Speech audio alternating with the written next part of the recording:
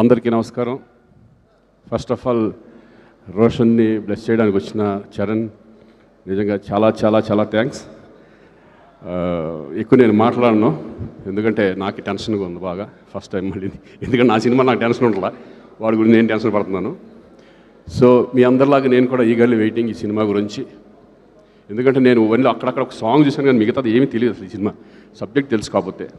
Wonderful director Pradeep, all the best. డెఫినెట్గా నువ్వు మంచి పెద్ద డైరెక్టర్ అవుతావు ఆ నమ్మకం నాకుంది.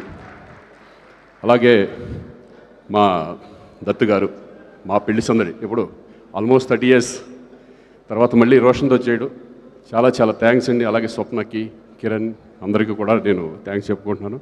All the best entire unit. Thank you. అందరికీ నమస్కారం. Ram Charan sir, very much thank you for blessing us. So మనకు లైఫ్లో అవసరమైనప్పుడు గార్డెన్ ఏంజల్స్ వచ్చి మనల్ని ప్రొటెక్ట్ చేస్తాయని చెప్పేసి అంటూ ఉంటారు.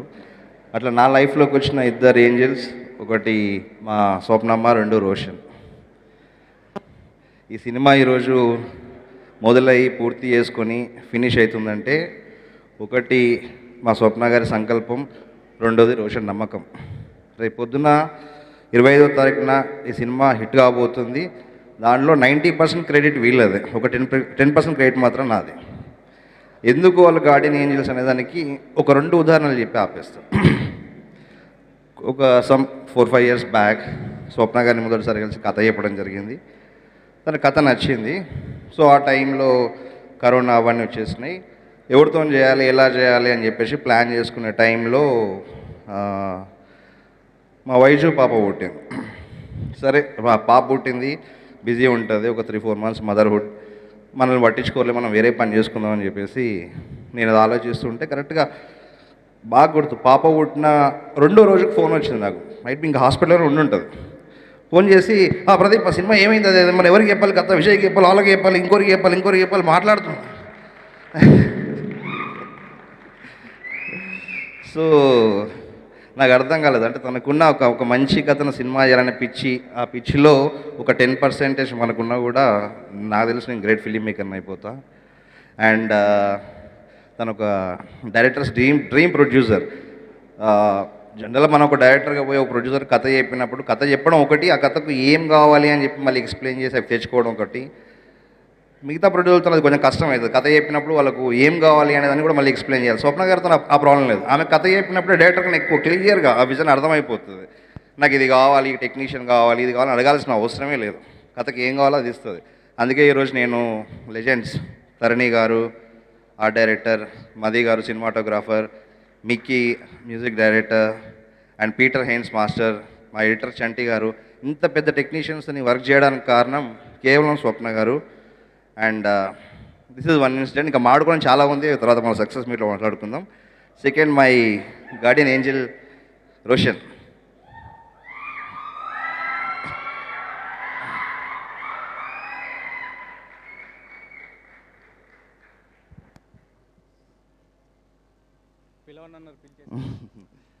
రోషన్ను నేను 3 years బ్యాక్ కలిసింది. 3 years బ్యాక్ అప్పుడు స్వప్న గారు ఎవరితో చేద్దాం, రోషన్ బాగుంటాడు చూడు అంటే ఒక 3 years బ్యాక్ వెళ్ళి రోషన్ మెసేజ్ పెట్టి కలిశాను.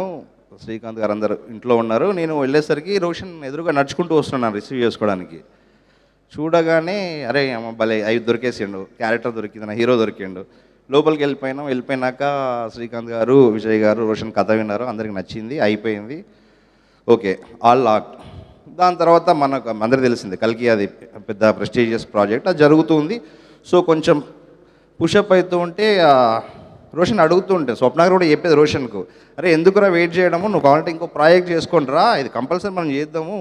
నేను కూడా రోషన్ వేరే చేసుకోనిరా, ఎందుకు టైం వేస్ట్ చేసుకుంటాను, ఎందుకంటే ప్రైమ్ ఏజ్ కలిసినప్పుడు 21, ప్రైమ్ ఏజ్ ఎందుకు టైం వేస్ట్ చేసుకుంటానో చేసుకోవచ్చు కదా అంటే, లేదు భయ్య అంటే అంత నమ్మకం ఎందుకు వచ్చిందో నాకు తెలియదు, లేదు భయ్య ఈ సినిమా పూర్తి చేసినాకనే నేను వేరే ఏదైనా సినిమా చేస్తా. తన లైఫ్లో తన కెరియర్లో 1000 రోజులు నాకు ఇచ్చాడు, 1000 days.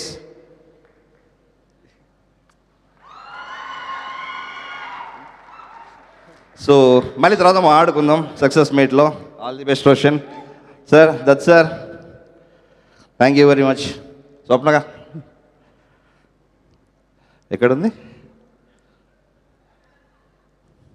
థ్యాంక్ యూ స్వప్న గారు. చెల్లండి, బాయ్.